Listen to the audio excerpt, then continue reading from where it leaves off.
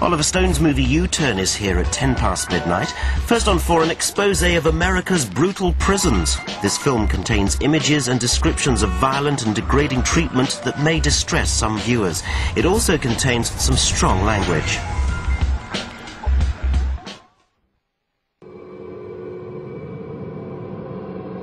Abu Ghraib prison in Baghdad, and photographs that shocked the world. Iraqi prisoners humiliated, tortured by American guards. George Bush said he was appalled this was not the American way.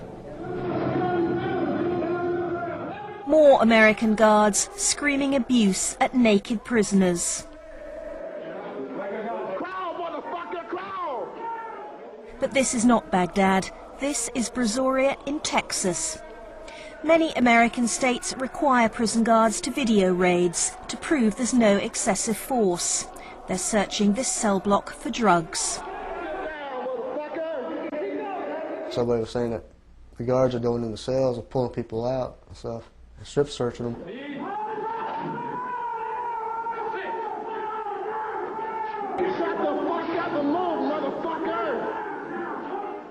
One of my clients, he has a broken ankle, and he's really not able to crawl, so they're dragging him.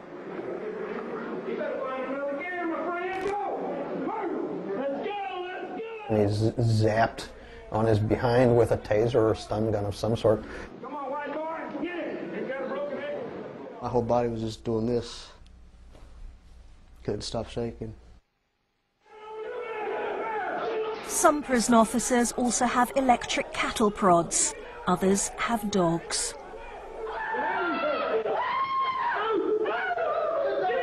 This happened 9 years ago when George Bush was the governor of Texas. 2 officers were sent to prison themselves. Most inmates won compensation, including one man raped by a guard in a later incident. But then Brazoria was forgotten until last year. I flipped on the congressional hearings about Abu Ghraib, and here are these politicians saying this is just wrong, this is just a violation of basic human rights. And I thought, well, what hypocrisy, because they know we do it here every day. Tonight we reveal how America treats prisoners in its own backyard. Youths pounded by guards. Inmates dying after being shackled or beaten to a pulp.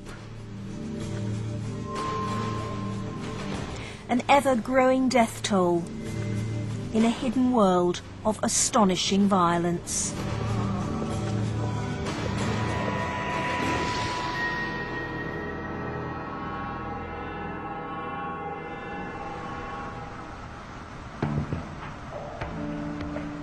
In northern Florida is the well-named town of Stark, population 5,500.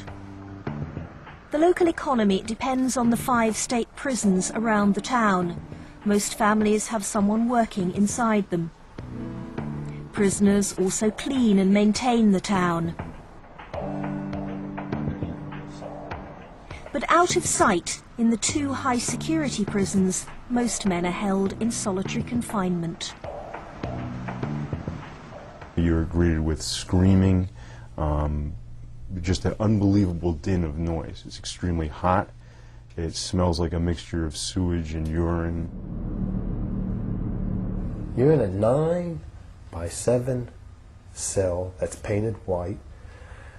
I've counted the bricks. Okay, I've counted the sink, which wasn't hard. There's only 1 sink and 1 toilet.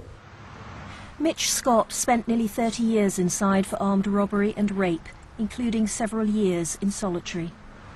You have a lot of time to reflect, you know, on everything and anything.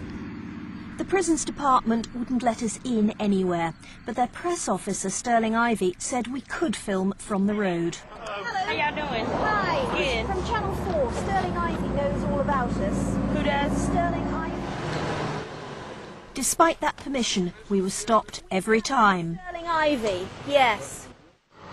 Because he said to me also that he'd notified both New River and FSP that we were going to be here. He probably did, but not right here. But even though they're blocking access, stories of ongoing abuse are still filtering out. One of the worst involves inmates hideously burnt by chemical sprays. The Department of Corrections has a comprehensive website. It lists every single prisoner, along with the offence and length of sentence. This is Sylvester Butler, a career burglar serving 8 years.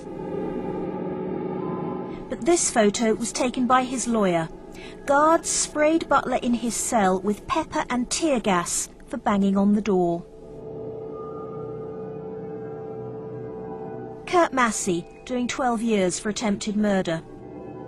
Prison report says he was sprayed for swearing at staff. And Jeremiah Thomas, an armed robber with a long history of mental illness. For refusing his medication, sprayed through the flap in the cell door.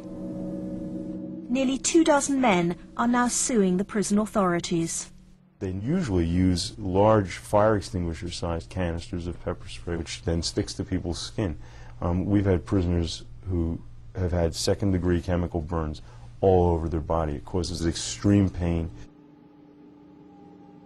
Officers always try to aim for people's faces and for people's genitals. Chemical agents are an effective way to control riots or subdue violent prisoners. The lawyers claim pepper is used maliciously and sadistically. The telltale signal is that they turn off the ventilation fans in the units. We've had prisoners who report that cardboard is shoved in the crack of the door to make sure that it's really airtight. These pictures came from the prison authorities themselves. When one cell is sprayed, the whole wing can suffer, including staff. A prison doctor told us his experience. He's anonymous, otherwise he'd be sacked. Gassing occurs certainly 2 or 3 times a week.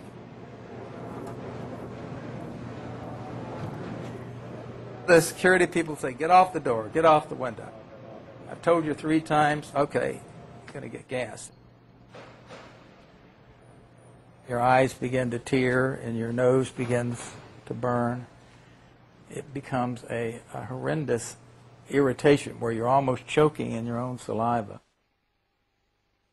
I think some of the security people feel that it's their job to punish these people, and they're pretty vindictive.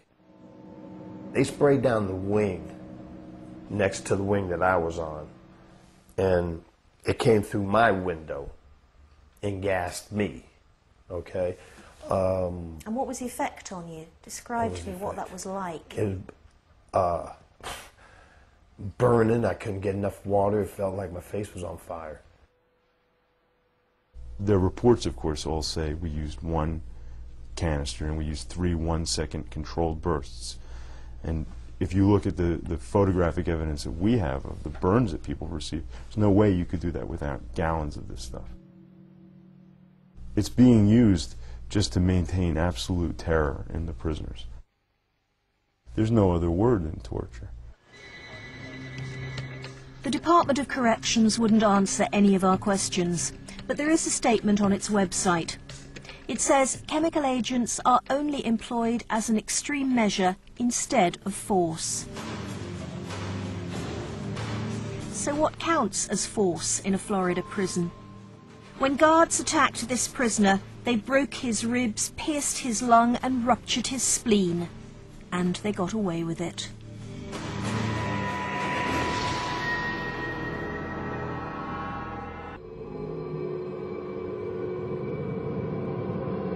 Surrounding the small Florida town of Stark are 5 state prisons. They're the major employer here, so few people criticize what goes on behind the wire.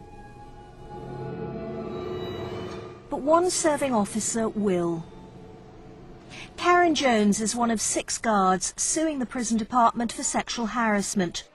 She's been shunned and threatened by colleagues, but she's determined to go on and expose staff attitudes to prisoners. Your ask belongs to the Florida Department of Corrections. You will do what we say do. You will sleep, you will eat, you will go to the bathroom, you'll take a shit. You are now property of the state of Florida. Don't forget that. That attitude means some officers believe they can get away with anything. From several insiders, including an anonymous prison doctor, we heard about straightforward brutality. We hear it from people over and over, the same sort of descriptions about just simply being taken into the bathroom or whatever and being beaten up by a particular correctional officer. I saw where the two inmates were handcuffed, and then one of them was brought out and told to stand up against the wall, slapped, punched in the head. He turned around. His face on both sides, because he turned his face to hit the wall, was red. His whole chest was red, you know? And what can you do? If an inmate were to go and say, I've just had my ribs broken, my nose broken, what happens? Is it covered up? Basically, yes. How? How do they cover it up? Oh, it's easy to cover it up. Cover it up by falsifying documents. What do you do? Well, somebody else did it to them. They'll put another inmate in confinement and said that he did it. Frank Valdez tried to expose that abuse. He was already a marked man, on death row for killing a prison guard. But then Frank Valdez began writing to local newspapers about life inside Florida State Prison. He gave guards and supervisors the reason to want to shut him up. He was standing up for the rights of other prisoners who were being beaten on a daily basis. A gang of guards stormed into Valdez's cell. One of them was later given immunity for testifying how each of his colleagues laid into Frank Valdez. Describe how he was kicking him as best you can. As hard as somebody could. He was yelling. Have you ever seen anyone kick that hard before? Not that hard, no. What was he saying to the inmate? He was saying, "Who you gonna kill now, motherfucker? Who you gonna kill now?"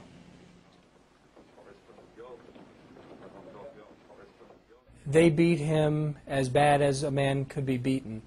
They stomped on his back and stomped on his front, breaking every rib but two in two different directions. His ribs were like splinters. The guards returned to beat Frank Valdez a second time. He was eventually found dead in a cell. For once, the press were invited in and told Valdez had hidden a weapon and attacked the officers. I asked a lieutenant that I knew, I said, what happened? And she said to me, Karen, have you ever seen a shark in a feeding frenzy? It just got out of hand. What was the talk among officers? Oh, it was panic. It was chaotic. It was, oh my God, what are we going to do? What are we going to do to protect these guys? Why? Because we're the good guys. I went along with the cover-up story. Were the reports false? Yes. Did everyone know the reports were false? Yes. If I knew he was going to die, I would have never.